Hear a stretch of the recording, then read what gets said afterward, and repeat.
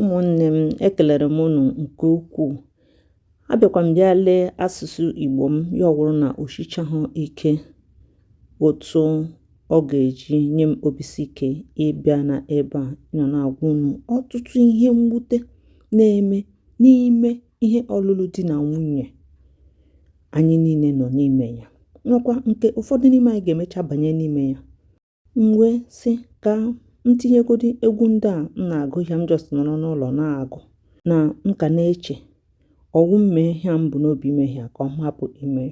Ọ wụrụ na ọ gị na nwunye gị nọ unu na-anọ n'udo n'ịhụnanya n'obi ọma, enwekwanụ ka ọ dị ọ wụrụ na anyị sịcha na anyị hụrụ nwaanyị n'anya, mma ọbụla anyị were obi ọjọọ nọgide onwe anyị na-eme ibe anyị ihe mwute, ihe mgbawa obi, ọ dịkwanụ mma ka anyị butu ihe ọbụla anyị ji megide ibe anyị ka ọ wụrụ na anyị gbaghara onye ahụ, chefuo maka echi ka anyị na-eleta di anyị na nwunye anyị anya.